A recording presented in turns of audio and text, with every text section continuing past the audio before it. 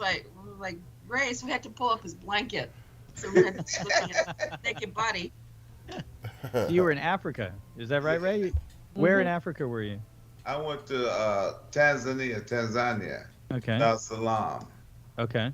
Yeah, it's That's a lot Southeast of Africa and Southeast. right by the Indian Ocean. Okay. I went over to Zanzibar and the whole 9 yard, Wow, man. Kilimanjaro in Kenya. Wow. That sounds like a hell of a trip. When did you do that?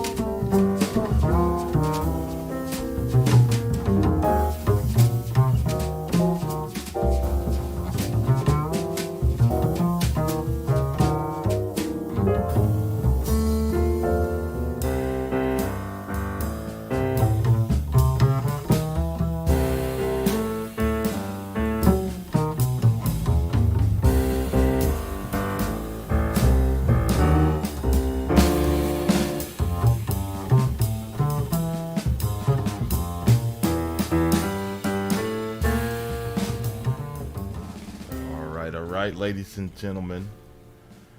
Oh, sorry about the technical difficulties there. We had just a little bit. Not sure what happened. I think somebody I saw a little bit earlier said that might blame it on the wind because we've been having a whole lot of bad wind here in Oklahoma, where I'm at, for the last 2 or 3 days. I think you guys have some wind down there in Texas too. Oh man, it's been blowing. Shoot. Yeah. It's blowing now. But it was weird because we just lost the whole feed. It was just completely. Yeah. It locked us out, and then I had to restart the whole stream completely. So what I'm gonna do, we're gonna start this over again, like we are just starting on a new fresh one because we are doing a new fresh. And but anyway, I want to say welcome to our music guest today. We're very excited today because we have a special guest today, return guest actually. It's been a little while since he's been here, but he is back with a brand new collection of music. And so help me welcome Mr. Mark Wade. Yay! Hey Mark, welcome back, man. Yeah, thanks so much, man. It's great to be back with you here. It's always a good time. So. Yes, sir. Yes, sir. We just got to playing a little of the collection there while we were getting our technical things worked out, and so we'll get back into. I'll talk a little bit about some of the music, or let you talk about some of the music that we did play. Sure. But we just want to again welcome you and just kind of catch up on some things. Tell us a little bit about what's been going on with you, sir. Well, I mean, the obvious of maneuvering a 2-year pandemic and essentially no music business has been an interesting couple of years here. I'm sure for everybody who's obviously dealt with it in their lives in one way, shape, or form. I was just starting to kind of get out and have some interest overseas for my music kind of before all that happened. In fact, I had just come back from a week-long tour in the UK. I think it was about 3 weeks before they shut down New York City, so I got in just under the wire. Wow. So I have been able to get out a little bit more and do some stuff. During the pandemic, obviously a lot of things were on hold. Because I'm not the kind of guy who likes to sit around and just watch Netflix, I guess I can't sit still. I had kind of gotten into some video editing stuff. I was interested in making maybe better videos for the band, for concert promoters and whatnot. So faced with just kind of sitting here in my apartment with not much to do, I had filmed a music video of all bass. So it was a solo bass track with playing a bass line, playing a solo, playing with the bow, playing percussion on the bass, that kind of thing, kind of making tracks out of it. I filmed it and I made a video out of it. And long story short, there was a journalist down in South Africa who connected me with his niece, who was at the University of KwaZulu-Natal in Durban. And they asked for, they said, hey, we'll put you on this big online concert down here in South Africa. I said, that's great. It's, not doing anything else. Right. That would be wonderful. And I said, do you have some videos? I said, so I have tons of videos. I have tons of stuff on YouTube. They're like, no, it has to be 20 minutes of material that has not been released before. Wow. And we need it in 6 weeks. Oh. So I had 6 weeks to write, record, film, and edit 20 minutes of original music that I could only had with what I had available to me in the house. And so I hung up the chat and got very busy putting it all together. So the result was actually a solo record, kind of an EP, if you will, 5 music videos of all solo bass tracks that I recorded from home called Songs from Isolation. So that kind of kept me busy for a little while. And then kind of moved on to the record that we're playing here today, True Stories, which was recorded back in May. Yeah. Have been busy getting that out into the world here. That came out here in March of this year of 2022. So just really excited to be back out playing music and sharing that with everybody. Awesome. Very, very good, man. Well, it's great to have you back. And like I said, we talked a little bit earlier, was trying to figure out the last time you were here and the music project you had brought to us last time, which was just awesome. And stuff. So it's great to know that you are still going strong with it and have a wonderful, wonderful project. I love this one. It's just great. In fact, some of the tracks, we played a little bit. Some of the other ones. In fact, I like. We kicked it off a little bit earlier with at the Sunside, and and then of course when we had our little technical difficulties and we were coming back up, I went on and let just some of the other collection go. I'm kind of in the market. I love the title. Piscataway went that way. Yeah, I love that. Yeah, Piscataway went that way. Yeah, that's cool. Not many people write songs about Piscataway, New Jersey, but there you go. Yeah. Sweet, but I think the last time when I was trying to mention something before our technical issues, I was going to have you talk a little bit about some of the other performers on there with you as well. Sure. Yeah. Yeah, the band members. Yeah, so for those of you who didn't hear this part, the band it's a piano trio. It's myself playing the bass, of course.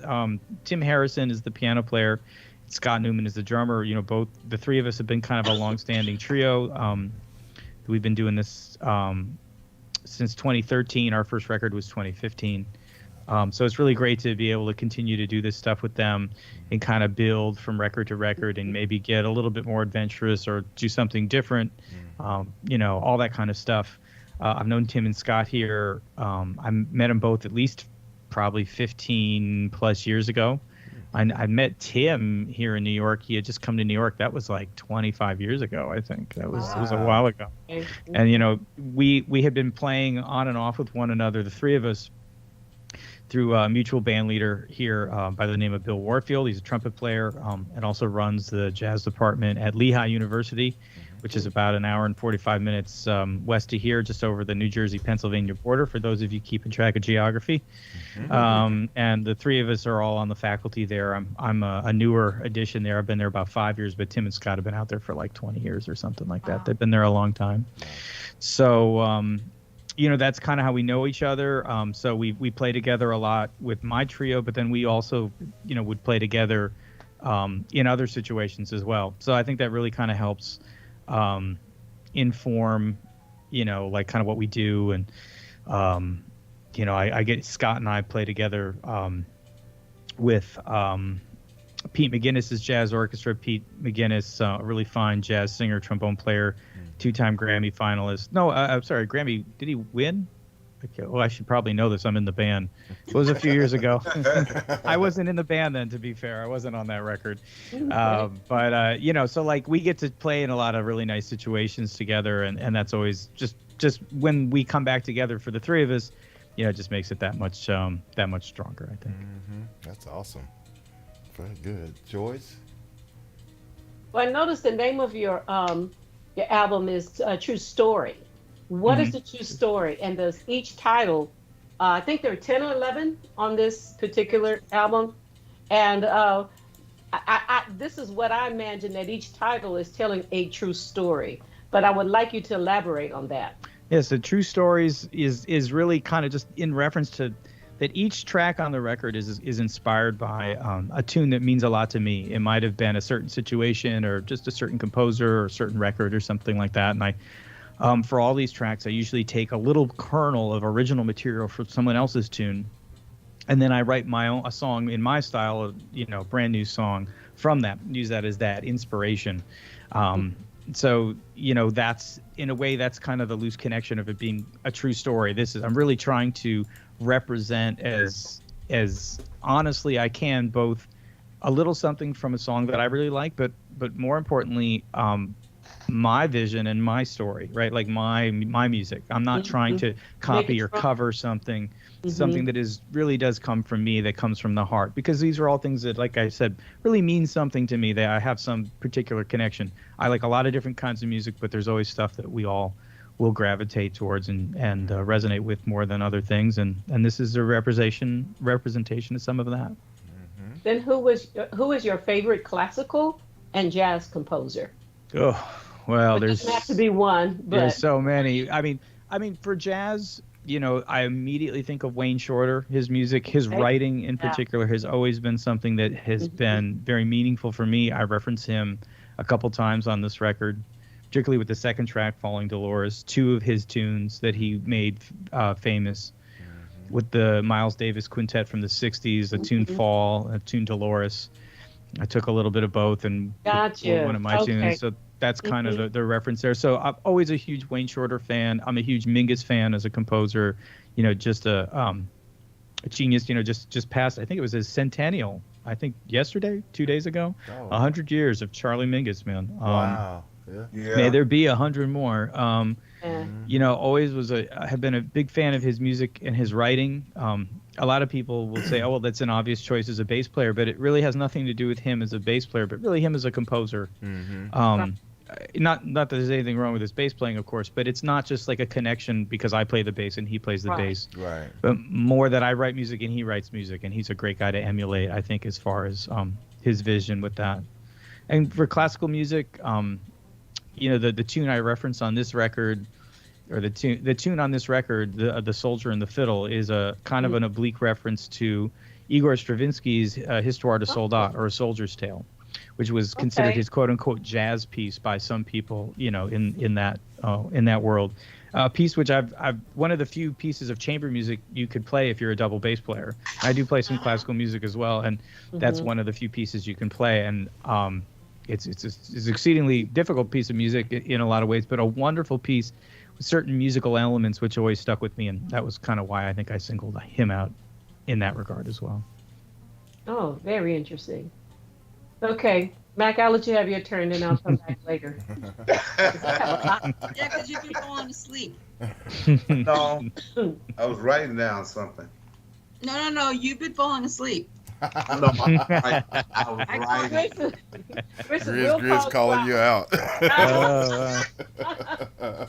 I'm doing it before he calls me out. So. Before we go to Mac, one more question. Go ahead. What teach university? Oh, I'm sorry. Could you just say that again? I got a little Lehigh stuck. University. That's all right. What do you teach at Lehigh University? Oh, at Lehigh. So I'm the bass teacher there in the jazz program, but then I run a combo. I coach, run like an ensemble, and I do rhythm section auditions for incoming students there at the school. So no really big like in person kind of lecture style classes. It's all kind of hands-on music stuff. Oh, that's the fun stuff. That's cool. Yeah, Is cool. Yeah. Yeah, that's the fun great stuff. Position.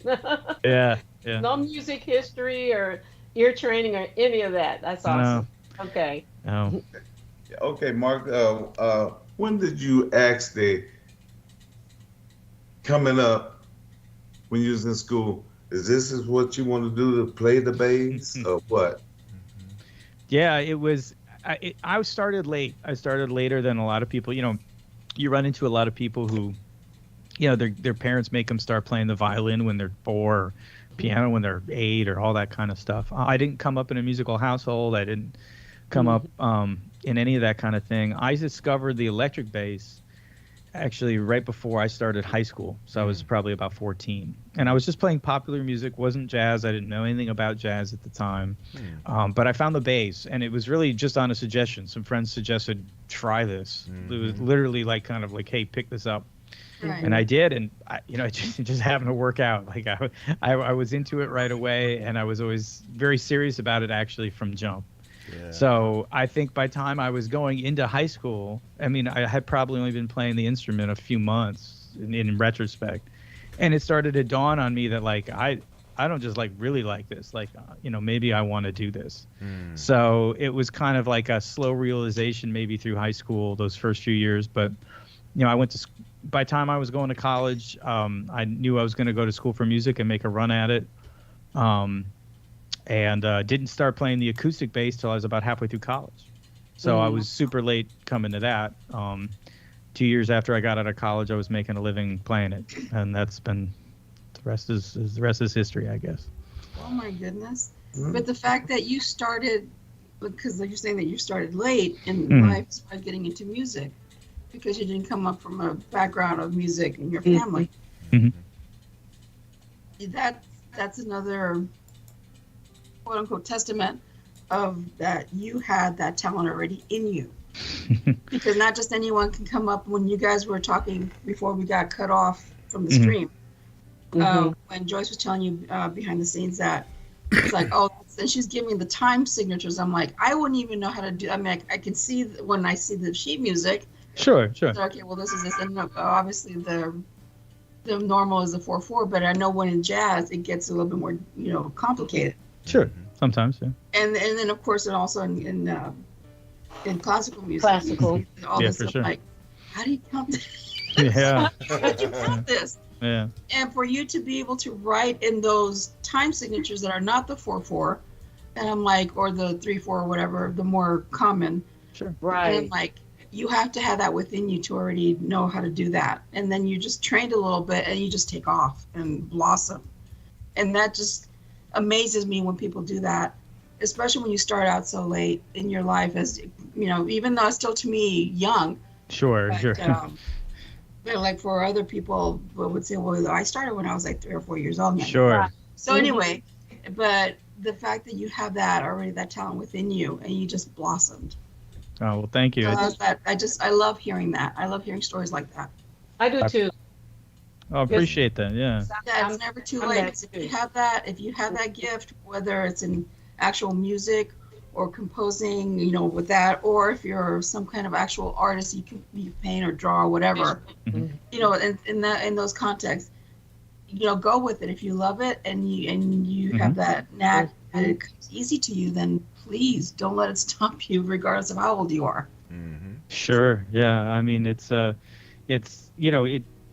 although I would say too, I started late, and I had some affinity for it, right? I had some ability that maybe I didn't realize that I had when I started, but I'm a firm believer that it's really 20% of it at max is really your talent, and the other 80% is how hard you work at it. Because I went to school with kids who were more talented than me, and then they didn't come out making a living, and I did.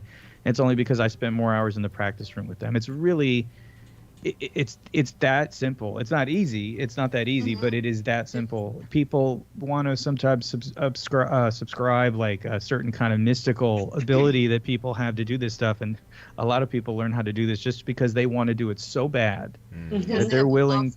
Yeah, they're willing. They love it so much. It's not even that you love doing it. It's like you're really almost compelled. Yeah. I always tell people I don't play music because I want to. I play music because I have to. Because there isn't anything else that I could do that would make me happy that like this, right? I could find other things that I might love to do, but maybe that I don't have to do. And only if you have to do this stuff should you be pursuing a career in music, and will you probably stick in a career in music, because there's a lot of stuff that comes with it, which is not a whole lot of fun sometimes. But if you love the music that much and you're willing to put in that kind of time and effort, you can do whatever you want to do, as long as you work for it. I think I'm a firm believer of that. Oh yeah, I feel that. Mark, if it wasn't music, what would you have done? What would you actually would have done? People have asked me this on interviews for years, and I was like, I have no idea. I have no idea, because I totally burned all those bridges. I went to the New World and burned the ships, whatever analogy you want to use. Like it was that or nothing. And so, and in a way, I think it's a good way to start. I mean, look, there's ways to look at this, right? People say, okay, well, I'll do music, but I'll have this fallback plan.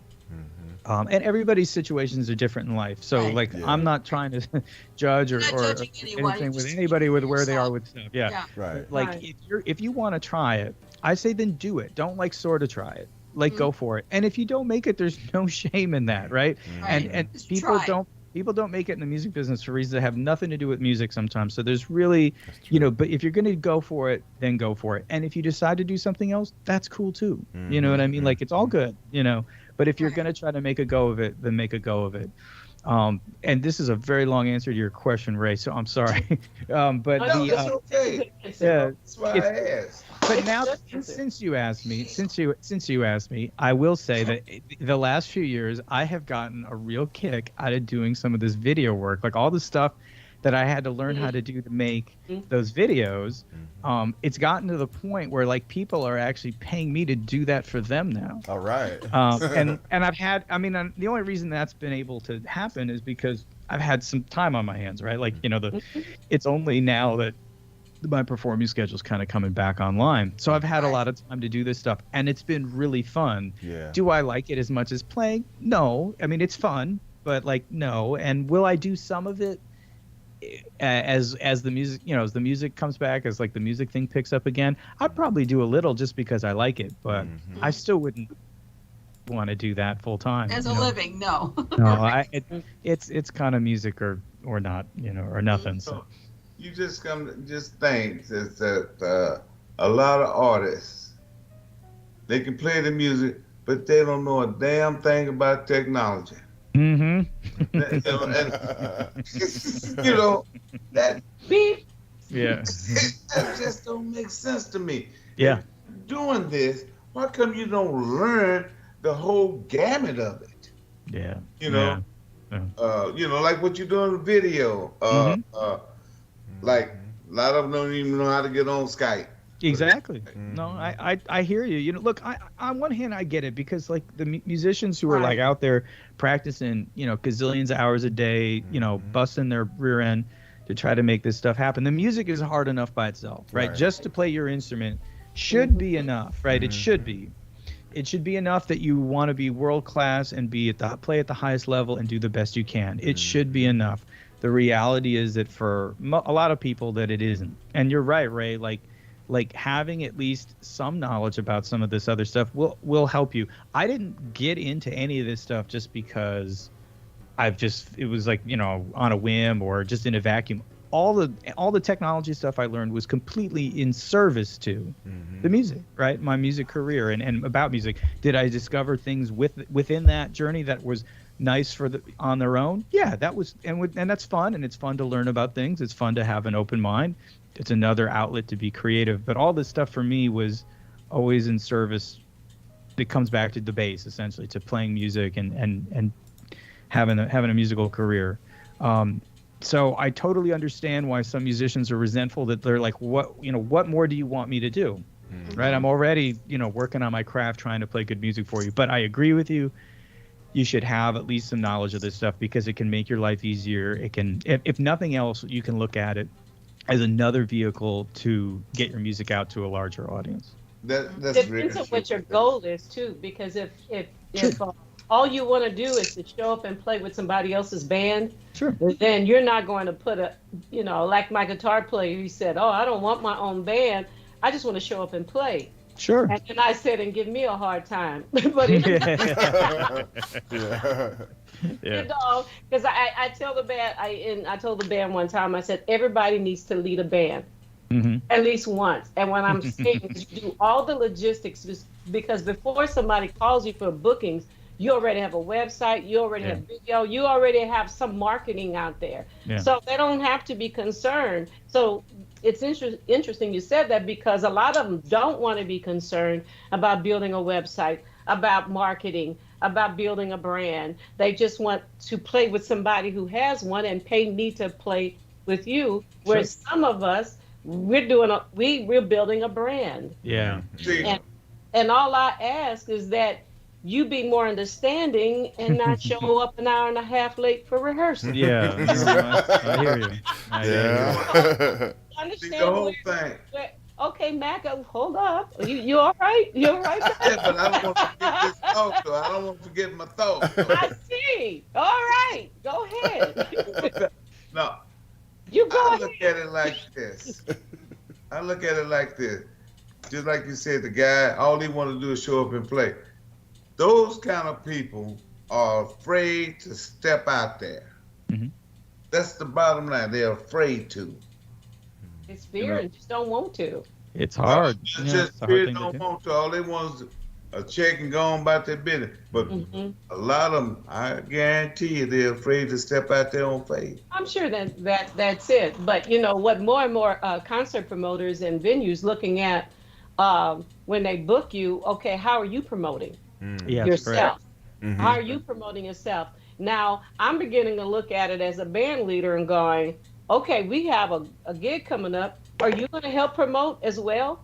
Mm-hmm. Do you know what I mean? Or we're Yeah, going to do this as a absolutely. team. And so if I'm playing with you, okay, let me put out there, at least put it on my calendar. Right. I'm playing with, like tonight, I'm playing with Marcy and the Texas Sugar Daddies. All right. All right. It's a blues band. I love playing with Mhm. Marcy, but I just got booked yesterday, so I hurry up and put it on my event calendar in case somebody comes and say where is she tonight. At Right. least do something to that's why I love your trio. You guys, um, I'm sure y'all all promote, Mhm. and that just helps a lot because what happens, you may, if the band is not being supportive of one another or whatever, they may decide that, why am I working so hard to pay you this amount of money? That's right. Yeah. Yeah. That's right.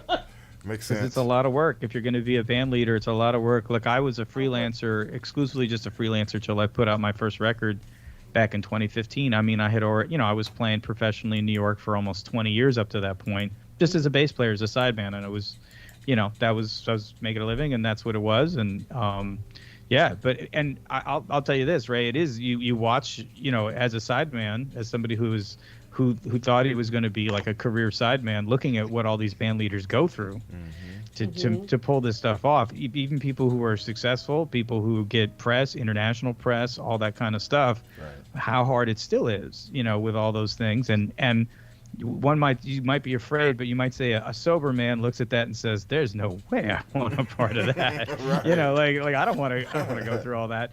And then, I got the bug, and I but it was really just personally, I'm like, I needed to prove it to myself that I could do it. And so, and so here we are 9 years later. Yes, But it's a lot of work. It is a lot of work to keep it that is. ball going. Mhm. I'm in Downbeat magazine and all this stuff, and people think like, oh, well then, you got it made. It's, you don't have to do Right. anything. I'm like, that's ridiculous. Like it's just as hard. You just Yeah. get to say that you were in Downbeat. It's still a lot of work to keep You Well, that can going. you can even get a get Grammy. You can get a Grammy and still It's have to still work it's still hard. tough. Yeah. There's You can be no number free one on the lunch. Billboard, and Yeah. you still have to work Yeah, hard. it's just but what it see, is. It's just what it is. all those venues, Yeah. all those vehicles, it helps you more and more. And Yeah, it like does. downbeat, jazz ears, and stuff Mhm. like that. See, people reads that stuff. Yeah, Hey, they do. I'd like to get this. Let me find out a little bit more about this person. It's true. Once they find out about you more so, hey, let's hire this cat. Mm-hmm. Then if you got a band, then you got some of the members. If they don't make it to rehearsal, hell, Yeah. their ass is gonna be charged. You're looking for a new band at that They're point. gonna be Yeah. charged. Yeah. Yeah. Now my guys You look show for up. new members, or you gonna charge them? That's I right. can No, yeah, I can tell Tim and Scott show up. You don't have any they show problem. up. with them. Yeah, no, they're good guys, and I mean, in New York, like, everybody's just busy trying to like keep it going, which means that, even if you're a band leader, you're still a freelancer playing for other people's stuff too. So I mean, a career is like, you might be doing some teaching, you might be playing these kinds of gigs, you might be playing those kinds of gigs, and then maybe you have your own project too. Scott has his own project, like Right. everybody has this stuff. So we're all kind of here, there, and everywhere. Yeah. So it's the challenge I've always found is like, it's just finding people who, not because they're, lazy, but just they have the time Right. to devote to your thing and want to do that. And luckily, we've kind of hit the sweet spot with three guys, two other guys three guys that want to play together, and then, and musically it works out, and, we've been able to keep that going. So, just very Well, blessed for that. That's the whole key right there. Y'all just gel together, and you want to stay together and keep it on moving. Yeah. That's the whole key. These days they may play for a year. Next thing you know, they disband. That's right. For whatever reason, which doesn't make sense to me. No, I You have Good and got that nucleus there. Mhm. Shit, you need to stick with it. Well, things will happen in people's life. It could be trauma, It's true. a death in the Well, that's family. true. Yeah. I agree A lot with of that. things can happen. I agree with that. causes But- people. See, but they ain't gonna just break up because you have a disagreement with one of the band members. Mm. Then if they late everything, being late all the time, you don't want to fire them, just charge them. Then they gonna get tired of charging you. That's Charging. not gonna work. I don't even want to keep records. That's too much work. Yeah, You know what yeah. That's I a lot. It's That's a Yeah. part what of they it. bought by. You It's a know. part of it. It's a part of it. If you can be a band leader, you can fire 'em or charge 'em. That's why I say fire. Oh, I mean, yeah. like you move on, not fire. Yeah, And you just move on. Yeah, Yeah. but Because the trying we're to find supposed to that be same grown nucleus, people. find the same nucleus that the cat that you fired, it's kind of tough. It can be. That- Yeah, well, it's kinda part. tough. It's all part of it. It's all part of it. I totally hear you. It's just the reality of keeping a creative project together. It's a fragile thing in the end, and because can you continue to be creative, right? Can you continue to make good music together? Was it something that you got where it could happen for a period of time, or is it? Sometimes you got to know when to move on from something when it's run its Exactly. course. Things run their course. That's true. Not every project was built to play together for 50 Last. years. Mhm. So Yeah. sometimes it's one agree. record or a few gigs, and sometimes it's 30 years. It remains to be seen what the Mark Way Trio is going to be. We got 3 albums in 9 years, so we made it that far. I'm certainly planning a 4th. Yeah. Right. But you just don't know, and like you said, life circumstances come up. People sometimes they get sick or they move on or they move away. Get married. You get married, or there could be any number of things that can Anything. happen. That's So Yeah. Mhm. you just like I said, I feel blessed that we've been able to keep it together. I feel very lucky Yeah, to have the are. guys to do it. They're nice guys. They're supportive, and we get along. When you're sitting in traffic and you got 2 hours to make it to the sound check, and you and the drummer in the car, and the GPS is saying it's going to take 3 hours to get there. You want to be with people that in those moments, You can hang that out really like that. that you can keep it together and people aren't going to lose it. No one's blaming anybody. Right, It's right. all the glamorous part of the music business that nobody sees. They just see when you show up and take out the instrument. Thank you very much, ladies and gentlemen. Right. But you need people who are going to at least be you can get along with for all of it, not just some of it. Mm-hmm. And Yeah, when you what guys I'm were saying. talking earlier about doing, the video stuff and all the Mhm. technology that comes with it, especially nowadays. Yeah. Even if you don't know how to, navigate through that, Mhm. you got to know someone that within Yeah. your circle that knows how to do that. And that way you Yeah. can learn from that person. Absolutely. Wants to help you. It will help me get started. Do this for me first, and then teach me how to do this. Right. If I Yeah. can't get hold of you because you're busy, that That's way I right. can do it for myself. That's So right. there's always somewhere you got to know somebody, or from your little circle, they'll know somebody that can help get you started. I get totally you- agree. Right. So there's no excuse not to get into that. Whether and especially if you have the money to pay them, that you don't Yeah. really want to learn that much right away. Yeah. Until you get where you're more comfortable around it, and then maybe it's okay. Well, teach me a few things here and there. But if you have that means to be able to pay someone to do that for you, hey, Mhm. if you don't want to take the time to learn that because you know that you're not technically, savvy, and you know that you can't.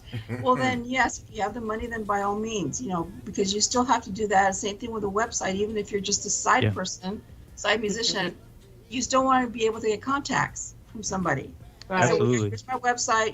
If you want to hire me, here you go. Yeah. Right. I just agree. feel, excuse me, Mark, I just feel that,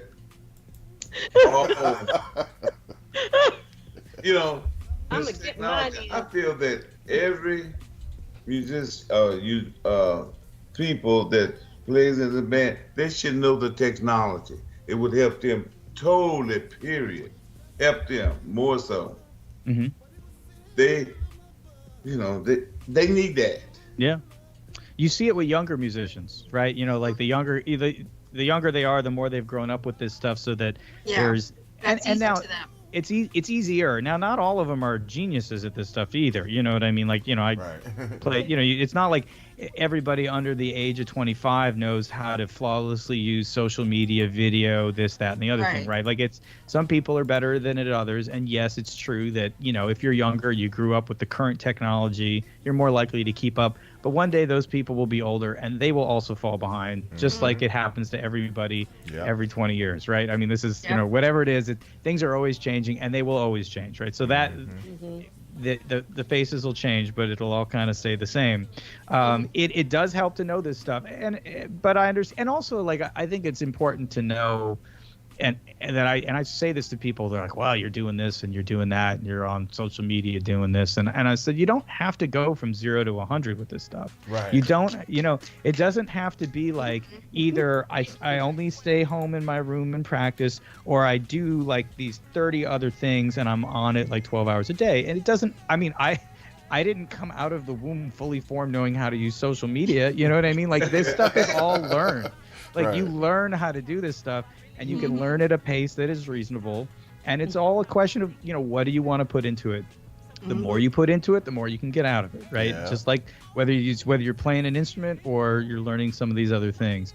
And everybody kind of has to decide, what their tolerance level is for that stuff. But you can learn and you can ask other people. I mean, that's how I learned how to do this. If people ask me, I always share with them because, it's not like this is no big secret here, and I'm, you help out somebody else, and because in the end, somebody has and will help me out, Yeah. Well, That's I'm an old man. I'm a very old man.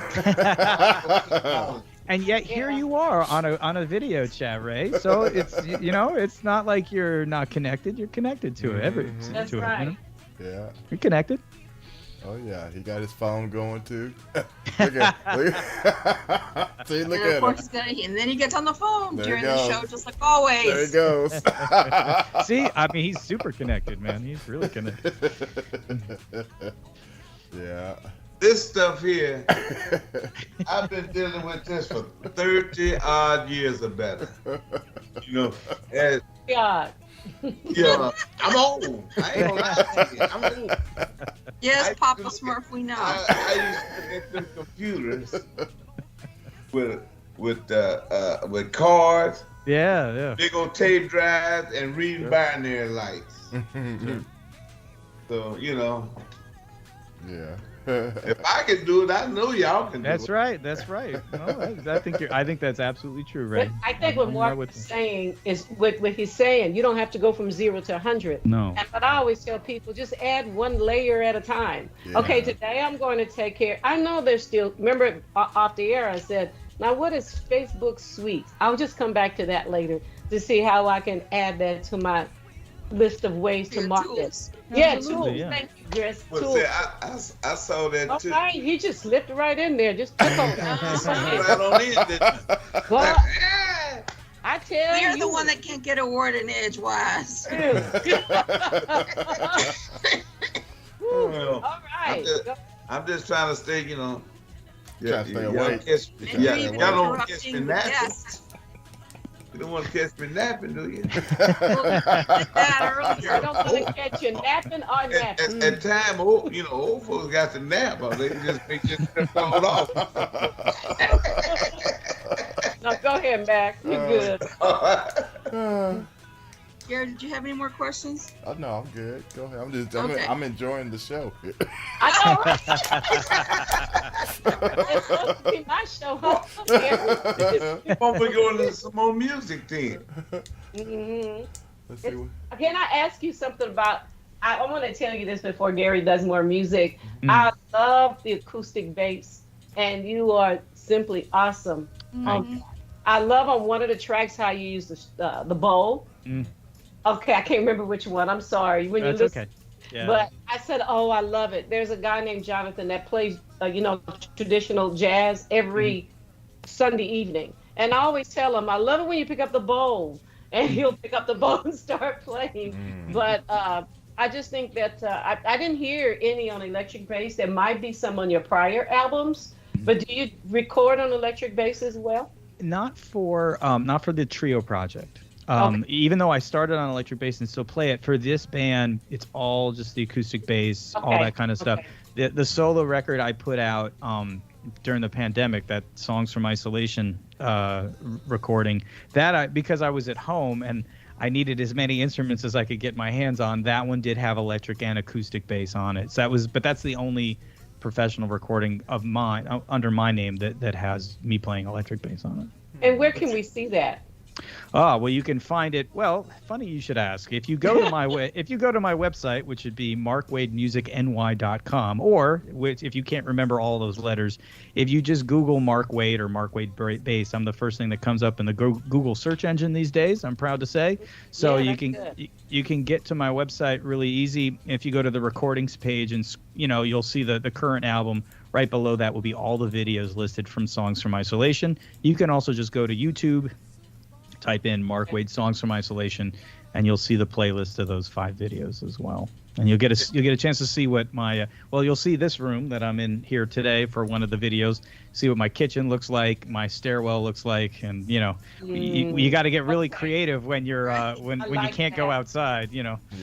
So Let me ask you this question. sure. Can you put that bass up on your neck like a violin? Not if I don't want back problems. I'm just messing Wow. Oh, Wow. you got to stop doing taxes. What's your name, Matt? with you. Because I already know. My head.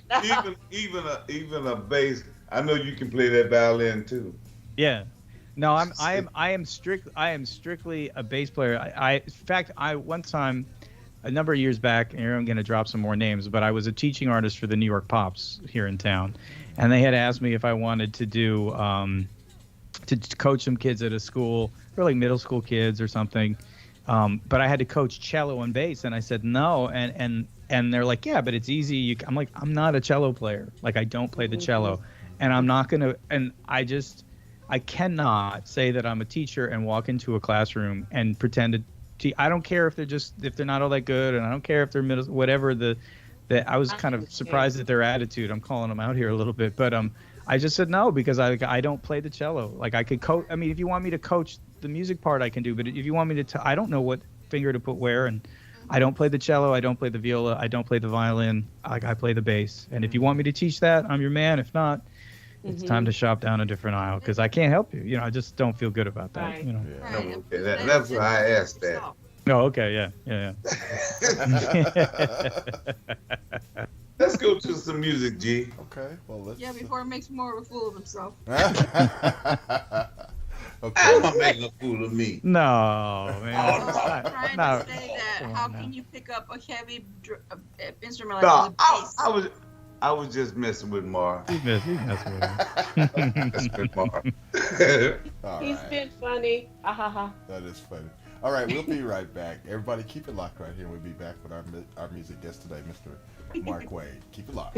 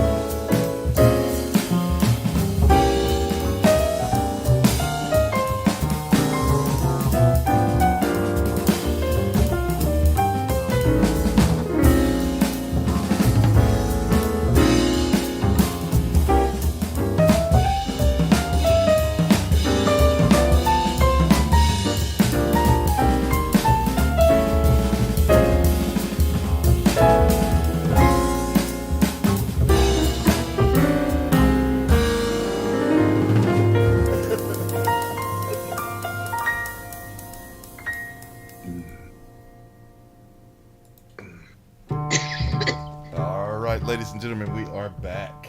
And man, that was some just awesome music from our guest, Mr. Mark Way. Man, you just got through hearing Falling Dolores and also Piscataway Went That Away. We also played that one as well. Enjoyed that. Nice. Yeah.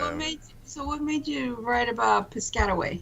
All right, so the story with this one is that I was on the way to a gig. Actually, my trio, we had like a private, like some corporate function, which we actually don't normally get.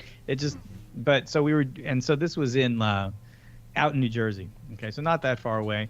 And so I'm driving there, and on the radio comes this tune by Fred Hirsch that I hadn't heard in a long time called Swamp Thing. And it was a recording off of a Live at the Village Vanguard recording of his from like kind of the early mid 2000s or something like that. And it was a record I used to listen to all the time. And then, eventually put it away, and I hadn't thought about it for a while. So the track comes on the radio, and I'm like, I forgot how much I love this tune. And I says, you know what, I'm going to write.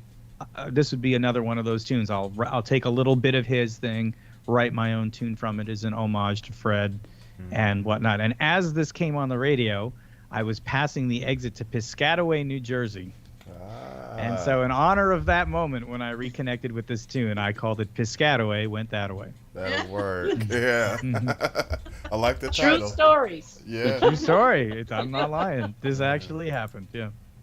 That's cool. What about Falling Dolores? Falling Dolores. So the tune starts with it's like reharmonized and changed around version of Wayne Shorter's Fall. And the tune ends with a changed around version of a tune that he wrote called Dolores, both for the Miles Davis Quintet from the 60s. Two different albums. And Fall was on one of the last ones, or the last one, maybe that was Nefertiti, and I can't remember what Dolores was off of. But anyways, and for those of you if I got that wrong for Nefertiti and Fall, please, you can put it up in the chat. I apologize in advance. Right. But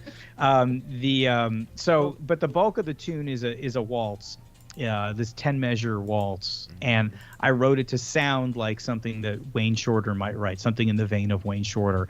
And the tune goes in and out between Fall, my tune, a little bit back to Fall. And then at the end, Dolores over the changes I wrote to my tune. It's a very nerdy composer, moment. But it was a way just to try to incorporate these beautiful, beautiful tunes of Wayne, Wayne's writing, his very lyrical kind of writing that I've just always been enamored with, and can't say enough nice things about. Yeah. Cool. Okay. I agree. Yeah. Awesome. He would be a nice. Have you ever met Wayne Shorter? Oh no, unfortunately. I mean, I have not. I have not gotten that close to the man, unfortunately. But just so. I mean, everybody loves Wayne, right? I mean, who doesn't listen to this music and say, doesn't love Wayne Shorter? So my love for him is certainly not unique, shall we say? But just love that writing style. What about Ron Carter? I never did I meet Ron. I mean, I don't know if I've really met him directly. I mean, I've been in the club where he was there, and it was like he was playing with someone I knew. He might have introduced me. My teacher, when I studied with Mike Holliber for jazz composition for a little while when I was at NYU, and I remember going to see Mike's band when I was a student, and he had Ron as a guest artist as the bass player in the band, and he might have introduced me, there when I was a student. But that man is tall. Holy cow! He is so tall. I mean, this, but when you see him in person, it's just like, oh, it makes the bass look tiny. He's so tall. Right. I'm gonna say, Most of the time you're gonna see him, instead of standing up, he's gonna be sitting down because he is very tall. He is. He's a tall guy. So. Well, we talked about you being a teacher, but when you went to New York, you said, did I say New York University? That's right, NYU, New York University. All right, and what was your study? Performance, education, or? It was a performance degree for jazz. I studied there with Mike Richmond, my teacher there for 4 years, and teacher for life, I suppose. I mean, Mike's just can't say enough nice things about him. He's also been a big influence of mine. Even though I don't reference him on the record, this is more about composers But Mike's been a huge influence on me. When I met Mike, he had just done the Live at Montreux record with Miles Davis. Okay. And, you know, he played extensively with, you know, all kinds of, you know, super famous people all around Europe on the zillions of recordings, you know, all this stuff at a high level. You know, he'd done a bunch of records with Stan Getz and, you know, Jack DeJohnette, and he'd done, you know, he'd just done a lot of stuff. So he was a huge influence on me. He was a great teacher. He was also kind of right guy, right time for me because I was coming in as an electric bass player. He played both. And so like you would run into a lot of people who'd be like, nope, all right, kid, you got to play, you know, throw that thing away. You got to play the acoustic bass. And he didn't really, he let me choose. Right, and it was really only after like I had studied with him for a little while, they said, you know what, maybe I want to do what you're doing, you know, and give that a shot. So, you know, I studied with him after school and, you know, still am in touch with him. You know, I always send him my new records and try to see what he has to say. Because if he likes it, then I know it's good, you know, because he'll tell you the truth. Like Mike doesn't, I mean, it was years before I got like, oh, okay, now it's good. You know, it took years to get there. So when I got it, I knew it really was, it was worth something, you know, so that was, so it's just, it was great to study with him there for sure. Have y'all tried to do any scatting on any of your? You don't want to hear me do that. You want nothing where I open my mouth to sing. I'll do the interviews, but that's as far as it's going to go. Sorry, Ray. Well, you know, your band, your trio is tight. So could someone call you, like say a New York vocalist said, hey, I need your band to back me up? Would y'all do things we do like that. We've done it. Yeah. I mean, you know, it always depends because, you know, some people are better accompanists than others. Tim, my piano player, is an excellent accompanist for vocals, and he also likes to do it. And the two are not always this, you know, one doesn't always come with the other. But he really loves playing for vocalists, and we have done that. So, yeah, you know, it's just we've all, because I mean, look, we're all this. It's always important to say, like, you know, we have this band, right, and we play some gigs, but you know, our musical lives are all individually much larger than that. I'm not employing these guys 365 days a year. You know, we do some gigs, but then we also go and do a bunch of other things. So if you're gonna make it as a freelancer here, you got to have more than one hat that you can wear, and certainly being an accompanist for vocalists is a good hat to wear. Right. So what other genres do you play? I'm sorry, Mac. What other genres do you play? So you know, it's I've always made my living kind of like from like a mix of things. So, you know, jazz, yes, but I also play classical music. I've been for the last, I don't know, 6 years or 7 years. I guess I have to factor in the pandemic. Maybe it's longer than that. I've been the principal bass player for the Bronx Opera. Yes, there's an opera company in the Bronx. Been there 52 years, and you know, they do. It's a limited season. It's not, you know, it's not a full-time opera job, of course. But they do fully staged productions and whatnot. So I play for them, you know, Orchestra of the Bronx, Bronx Opera, kind of the same organization, other freelance gigs along that line. And then also sometimes some more commercial stuff on electric bass. Although, to be honest, there's not that much of that for me. That's not the bulk. The bent of my career has been generally on the acoustic bass. Because I don't love the electric bass just because it's just how I've been getting called. You know, I've played on Broadway. That was electric bass. I've played B.B. King's on electric bass. You know, I've done those things, but just most of the time it's acoustic bass, it would seem. On the Bronx opera that you've been doing that, was there one opera that was like that really just stood out more than the other ones? Yeah, probably. There's, I mean, it's I like playing opera. Some people like it, some people don't. I really like it. I just think it's such a spectacle. I think the one that always stands out for me was playing. Let's see, Peter Grimes would have been one. Britain, and then his opera. Albert Herring, a quote unquote comedic opera, which just means nobody dies, right? Like it's not actually very funny, but you know, that was like one of the hardest things I ever played in my life. And I think that was kind of how I got the job at the Bronx. I went from being kind of a section player to because for the opera they only have one bass. It's a small You know, Oh, it's okay. a small orchestra for that. The pit Like a isn't really chamber. huge. Yeah, it's like a chamber, and that I did that opera, and I think the old guy had moved on, and I think they tried me out on that, and that's kind of what got me in there as the guy. That was super hard, but I love Britain's music. I think it's The just really music great was stuff. hard, or the Yes, the logistics? music. No, Okay. the music was every page was. It was every kind of difficult playing you could imagine, and it was every page of the opera. I think. I just remember like within the first 10 measures, I was playing a low C on the bass all the way down, and then from there to like at the edge of the fingerboard, Oh my gosh. and it's just you know, like, and it's just Wow. and that was the first 10 measures. Like every page was like that. Every page was Oh my something where you would turn gosh. the page and just say like, it was really tough. So I Like, I practiced wasn't my butt over off. here. Now I have to go way back. It was Well, a you lot. know, Not gonna lie. Huh. the composer was not a bass player. No, he didn't care. The classical composers don't think that way. They're like, I wrote these notes. Right. You have to play it. And the thing is, people can. I mean, that's the job, right? Like every kind of music, there's certain tool sets you got to have to do that gig, right? Yeah. If you're in a blues band and you can't play a groove, you don't get the gig, right? Classical music, they write the notes, you have to play them. That's just Right. that's just how it works. You can't say, well, Beethoven, I'd rather play this other set of notes here. It'd be kind of the same thing. That's not how it goes. No. Yeah. So, Yeah. so what other operas do you remember as far as, you know, just that they've played since you've been their bass player? That I really liked. I've done Don Giovanni with them twice. I really like that opera. It's a famous opera. Mm-hmm. Those Mozart operas are long and they're killers because I mean they're long. You're pretty beat up by the end of them. Oh yeah, so definitely. I like that one. It's funny. There was an opera that we did. Geez, it was not a composer you would know. It was kind of around the turn of the century, I want to say. Blitzstein was the name of the composer, and I think he was more known as more commercial type writing.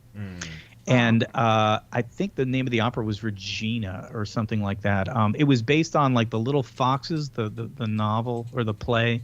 And it was a really interesting opera that was like a blend of like kind of Americana roots and like more orchestral kind of writing. I loved it. Most of the orchestra hated it. I loved it. I thought it was like really, really great. Yeah. But I remember it not being very popular with the pit. But I loved that one. I thought it was really interesting, and it's not something you hear all the time. Right. I'll give them credit. You know, like a smaller opera company like the Bronx Opera, like, you know, where you're only doing a few productions a year.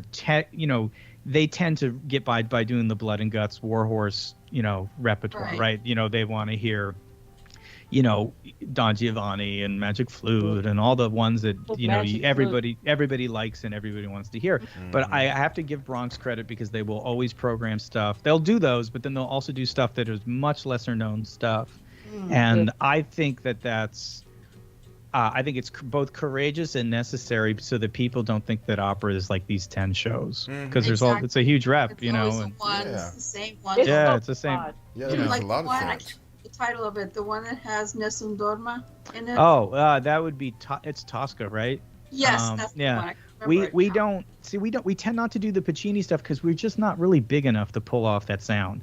To play the Puccini stuff, you need 40 violins, and we just don't. We're just you know, we have like 10. You know, so You we- need a full orchestra on that one. you need more people. And I mean, I've done those operas with small orchestras, and it's just, you know, it sounds a little dinky sometimes. Yeah, you know? it's like And I love playing the too. music, but it's Hey, you know. I have a suggestion. Do what we do now in What's the that? smooth jazz and R&B world. Tracks. Tracks, yeah, right. You have stems. Oh, we need how many more violins? Just run it through and That's play in there. The classical world is, shall we say, very late to embrace new technology. Oh, They're I not. know, They're I know. not That an would be institution that changes easily, shall we say? No, So. I don't think it ever will. That would be strictly taboo in the classical. Well, Yeah. even in the jazz and the smooth jazz world, there's still some that say, "Oh no, I won't do tracks." Right. And I think what led me to start getting my stems ready to send, you know, individual to people who use them, is because when you go places, you can't take your band. You can't. No, I totally get it. So if they don't they're not quite ready, then you got to back up. Yeah. If True. if the person has the thing. So I just decided, well, like Max said, I might as well adjust the technology Yep. and just to make the show right, because I realized the audience could care less how you got there. Yeah, that's They very just true. they want a good show. Mm-hmm. Yeah. Very They So don't we care can- how the sausage gets made. They just want to eat it. They don't There you care. go. Mhm. Yeah, exactly. They don't care if you have a music degree. They No, don't they care. don't care. They don't care any about of that. No, they They don't. want the bottom line. You're They right don't about care about that. They want Very the so show. right. Well, Oh, and before Okay. I thank forget, you, Let me- Joyce. Keith said hello because he's already gone. He Oh. just wanted to say hello to you, Mark. Oh yeah. Oh. Keith Gilchrist said hello. All right. Oh, Okay. Keith. Thank- Yeah. Oh, Yeah. Keith Gilchrist, man, that guy, he's the best. He has Mhm. been a supporter of mine from the beginning. I do appreciate Mr. Mhm. Gilchrist. Yeah. Absolutely. G. Okay, G. Sorry. Okay. Well, it's about that time for us to wrap things up. So All right. I Yep. just Yeah. want to take this time to thank Mark. We really do appreciate you coming through today and hanging out with us. We really enjoyed your conversation and all of your wonderful music. And don't be a stranger. You know to come back and just keep doing the great things you're doing, man. And before we do go, please let everybody know how they can follow you and where they can get your music. Sure. So, well, first of all, I just want to say thanks again for having me on. It's great to be back with everybody. It's a fun time, and even though it's been a few years, you just fall right back into it. It's a lot of fun to be here with everybody. If for those of you that want to continue to follow my musical adventures, like I said, I'm pretty easy to find online. I'm pretty active on social media. If you Google Mark Wade Bass, it'll take you to my website. Links to everything. You can find me on Facebook. My Twitter handle is @MarkWadeBass. So is my Instagram handle, but don't be disappointed because I'm not very active on that platform. So if you definitely want to connect with me, you can hit up my website, markwademusicny.com, or like I said, just find me on Google. I'm always happy to talk with anybody about the music if you're into it. Lots of links there to YouTube videos, whatnot, and as well as links to buy the album. It's available on Amazon as a hard copy and all of your major other retailers if you're looking to download. So Awesome. thank you again. You're welcome, sir. And we definitely hope everything goes great for you next year, and we look forward to everything else. And I guess with that said, I'm gonna go ahead and let Joyce and Ray and then Grizz can go ahead and take us out on this one today. Well, Mark, definitely we could have talked to you all day about your musical background and experiences. I think Gris had some really awesome questions about the opera part. I'd love to see that. But thank you for being here today. And also, people in the chat or people not in the chat, hey, he's on Spotify. I was listening on Spotify, click like, follow him on Spotify, Apple Music, et cetera, et cetera. So support our guests that are on the station. And also, a shout out to John Taylor and Cynthia Simmons. John Taylor is Taylor Entertainment Group as an international jazz festival, and I'm going to put in another plug. Yes. Nice. Yep. Nice. On June 3rd in Tulsa, Oklahoma, and it starts at 7. No, I play at 7. It starts at 6 o'clock to 9 o'clock. So everybody near Tulsa, Oklahoma, and the founder and Cynthia, who's also a jazz, you would love her music. Oh my God, she's an awesome She singer. is awesome. She is awesome. Yeah. As a matter of fact, the first performance is Cynthia with the professor from a nearby university, Craig, I think his name is, saxophone, doing straight ahead jazz and then smooth jazz after that, and a little bit of something else. But it's going to be a phenomenal experience. So, but anyway, I'm going to pass it on to Mac, I think, right now. Just don't forget, you guys, support him. Look for Mr. Wade. Wade in the water right here. That's right. That's right. And Wade, consider voiceovers too. But anyway, just a little. Thank you. All right, Mac. Well, Joyce, thank you for the compliment earlier. I gave you a compliment. Yes, you did. I don't remember. I remember. I forgot to take my meds, y'all. I'm sorry. Before, when you got ready, to go out, you said, well, Ray, he said, Mac was right. Then I didn't get a chance to come in and tell you, thank you for the compliment. You're welcome, Mac. My pleasure. All right, Rich. Yeah, Mark. Hey, man, it's been enjoyable, man, to have you back on the show, man. Thank you, And man, the only thing I can say, man, you keep doing what you do. And get the technology down, baby. That's right. That's get right. the technology. But your music's great and everything sounds good, But keep doing what you're doing. Thank you, Ray, man. I appreciate it, man. I appreciate it. No problem. Yeah. But people, only thing I can say, see you later. Bye. Bye.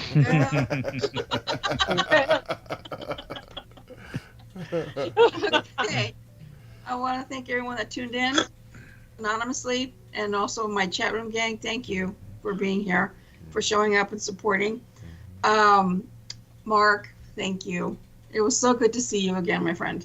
Yeah, it's great to see you Hopefully too. It won't be too long before we get you back. Yeah. Sounds good to me. Happy to do it anytime, guys. Awesome. All right. Awesome. All right. And for those of you, don't forget to do the thumbs up and subscribe to Gary's channel if you haven't yet. So please do so. Join us next week. Our guest will be, finally got her, Rajane. All right. Yeah. Our guest next week. Awesome. Yay. Looking forward to it. Yes. Looking to her. So cannot wait. All right. And have a great weekend, everyone. Be safe out there. And we'll see you out there next week. All right. Don't forget to invite people, okay? Ciao. All right, everybody. Have a great Peace, everybody. weekend. Peace. Peace.